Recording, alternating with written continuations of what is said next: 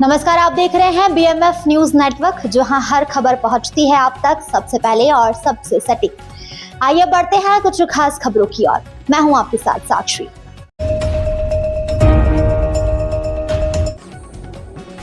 उपवास से पूर्व समाधान का प्रयास, अन्ना से मिलेंगे मुख्य सूचना आयुक्त। मुख्यमंत्री ने दिए बैठक के संकेत। सूचना का अधिकार अधिनियम में 12 जून 2026 को किए गए नवीन प्रावधानों को रद्द करने की मांग को लेकर सामाजिक कार्यकर्ता अन्ना हजारे ने मुख्यमंत्री देवेंद्र फडणवीस को पत्र भेजा है। पत्र में अन्ना ने चेतावनी दी कि यदि प्रावधान रद्द नहीं हुए तो वे 5 जुलाई से उपवास प्रारंभ करेंगे।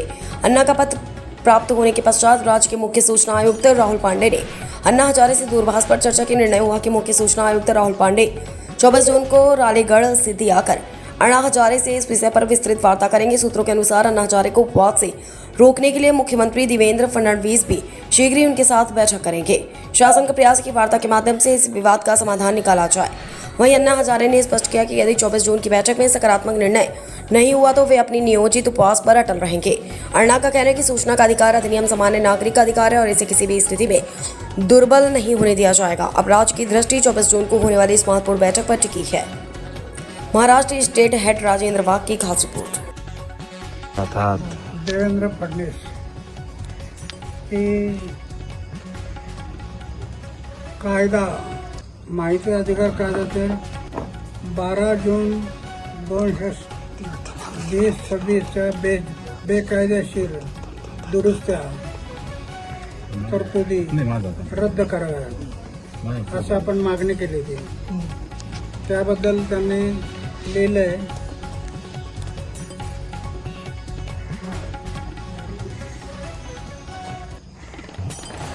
मी त्याच्यात लिहिलं होतं की समाजाच्या हितासाठी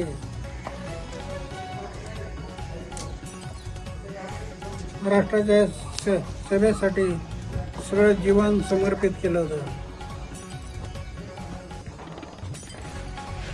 मुख्य उद्देश पारदर्शकता। जनता मालक आहे, अधिकारी सगळे सेवक आहेत। सेवक म्हणून त्यांनी काम करावं, मालक म्हणून नाही। इथे मालक झाले म्हणून आम्ही आंदोलन करायचं ठरवलं।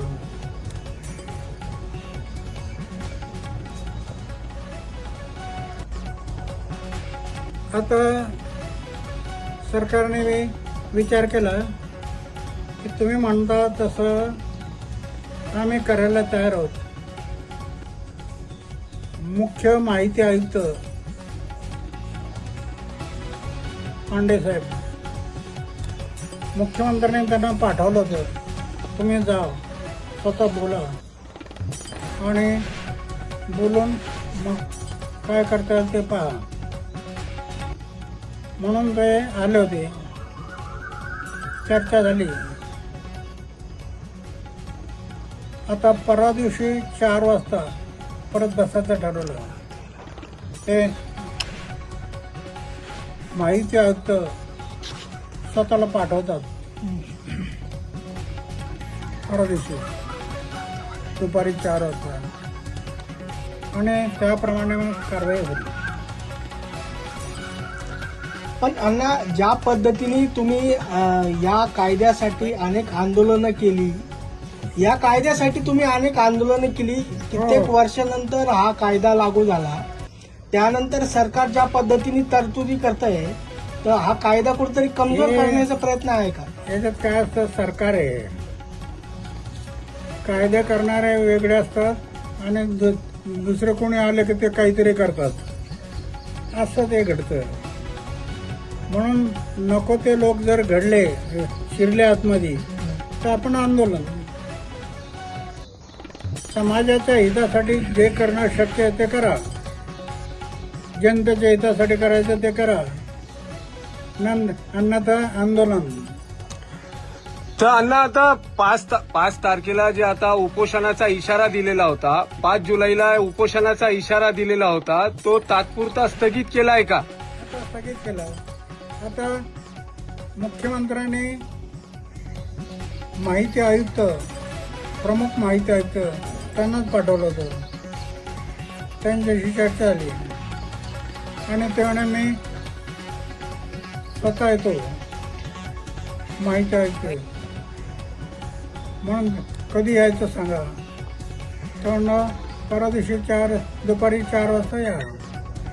ते येणार आहेत आणि ते मुख्यमंत्र्यांशी चर्चा करून मग निर्णय घेणार. अण्णा, त्या बैठकीमध्ये जर मागण्याचं समाधान झालं नाही तर 5 तारखेला जे ठरवलेलं आंदोलन हे उपोषण आहे ते होणार आहे का? जर जनतेच्या हिताचं मागण्या त्या जर होत नसतील तर पुन्हा आंदोलन होणार. माझं जीवनच समाज आणि देशासाठी.